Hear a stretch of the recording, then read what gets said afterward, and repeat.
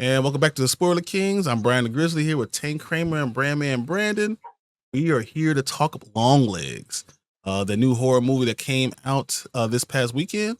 I fortunately did not see it because if you know anything about Spoiler Kings, you know Brian does not go to horror movies. That does not happen. It will never happen. But I am going to give you a little synopsis and then we'll go from there. I'll let you guys talk about it.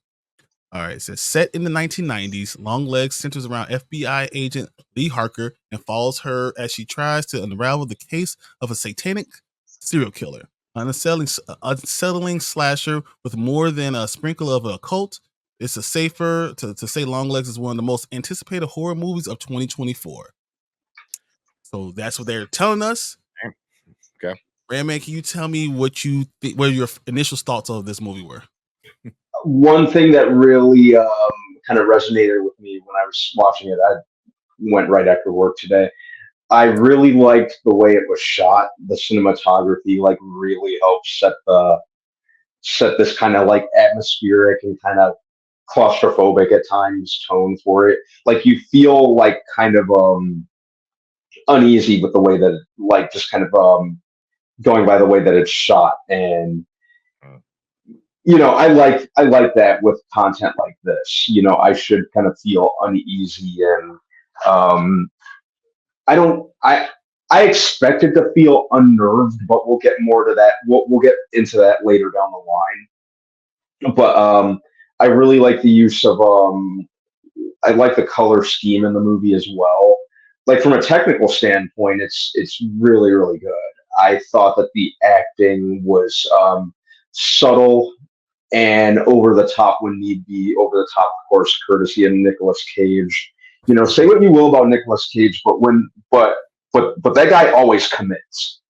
You know, like he always commits, and I think them kind of keeping his look under wraps really worked to the marketing's advantage.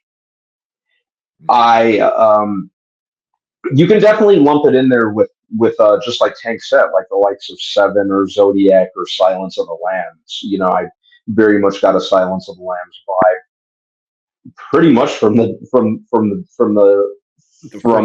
jump of the movie.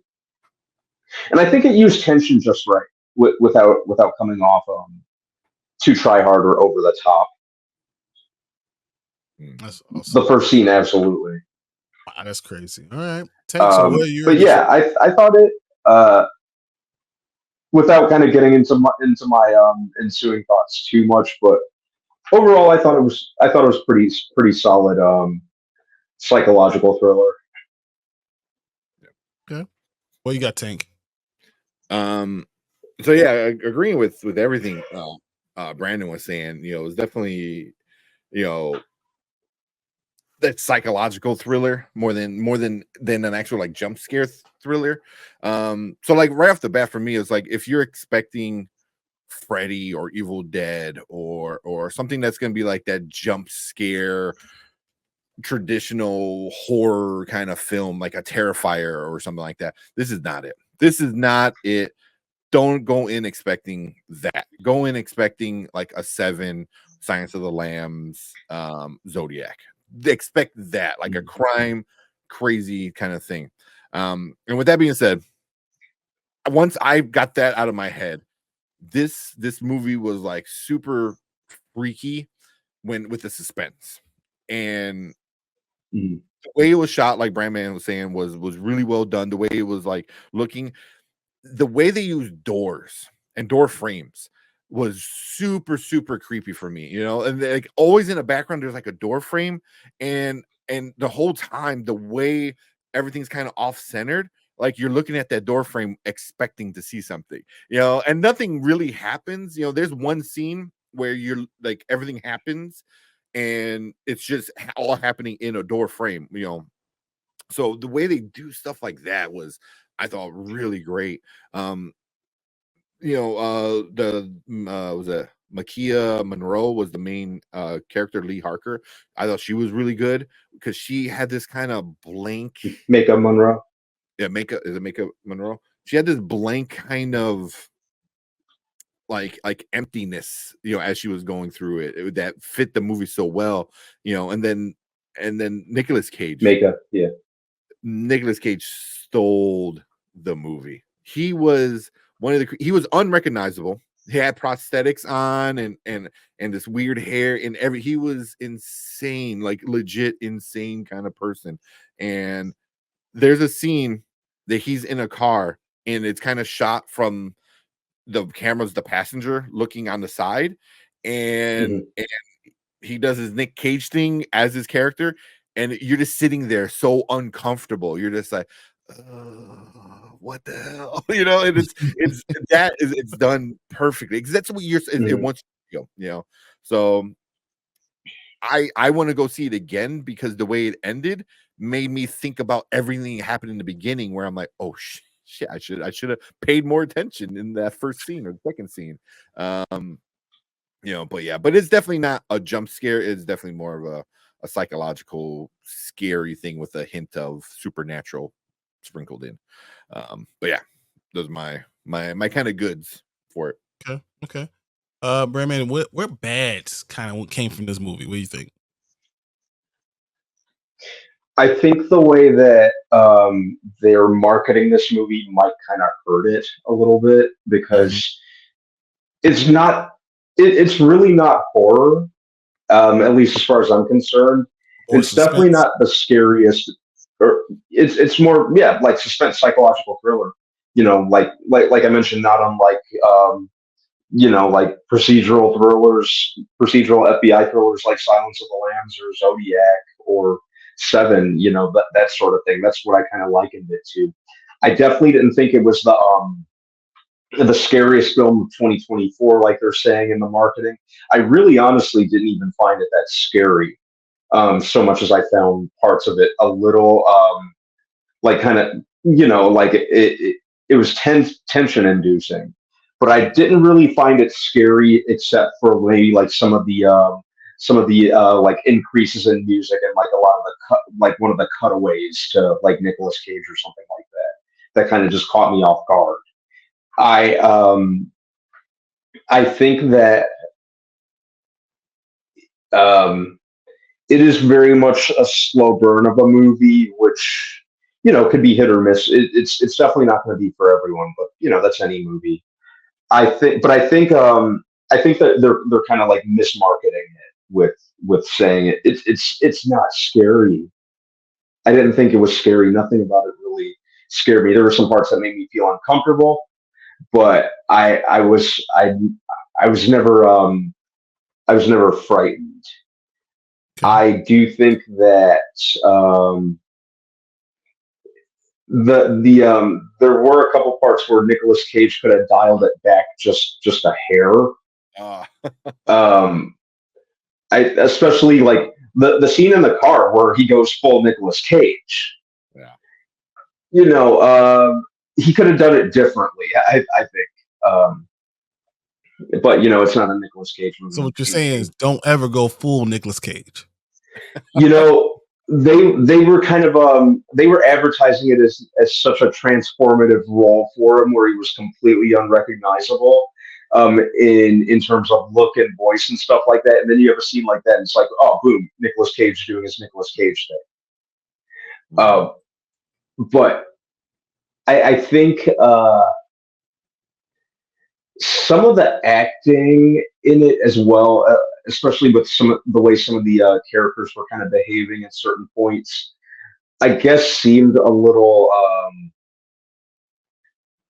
forced at times.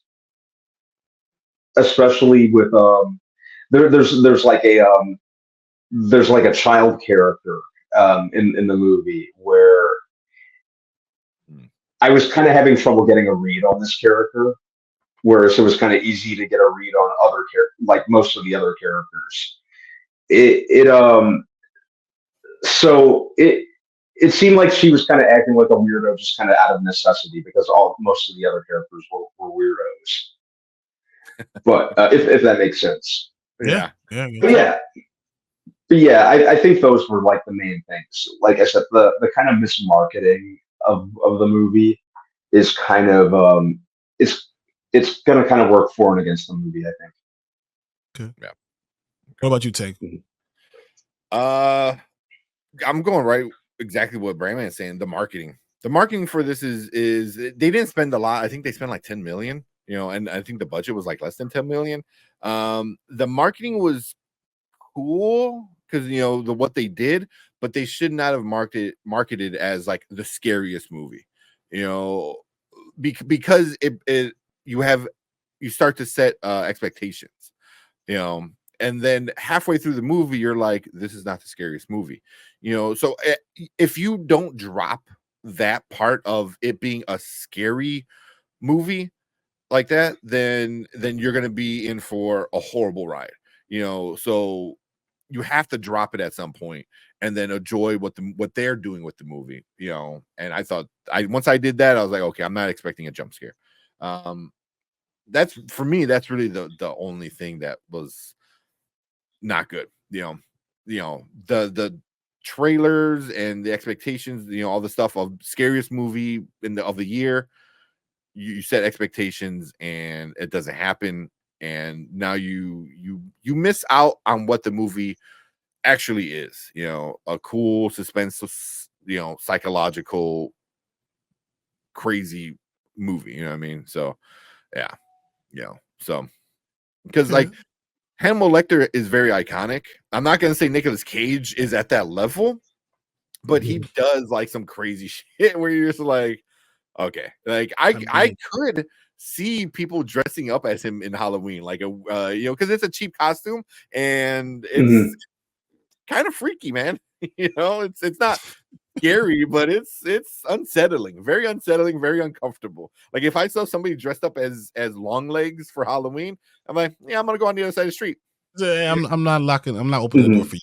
I'm not opening the door for you, 100%. So it could have been something better if they marketed it to what it actually is. That was my basic. We're gonna go ahead and get to our ratings. Here at Spoiler Kings, we rate things a little bit differently. We have 3 categories. We have the now, so you need to stop what you're doing and go see it right now. We have later, wait till it comes on streaming, like we said, VOD, or we got never. Literally, if it comes on your TV, just walk away and turn off your TV. Don't do it. Don't watch it. Don't do anything. Pretend M. Night Shyamalan wrote it. That's what we mean. We got it right there. So of the 3 categories, Brandman, what do you rank this movie, Longlegs? I can give it a later. It's very well put together. Executes its premise and very well, and it's got like a very appropriate feel to it from a visual and from a visual standpoint, and acting wise, it's pretty spot on.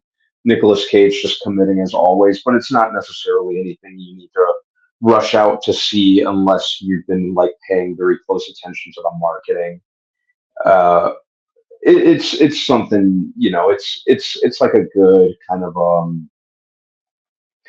movie to watch at home, maybe during Halloween season, that sort of thing. It's more of a Halloween season type movie. Nothing you need to rush out to see, especially during the summer season. I'd give it a later. Okay. All right, Tank. Same question. I'm actually gonna give it a now. Like, whoa, okay. Because it is a slow burn. It is a slow burn.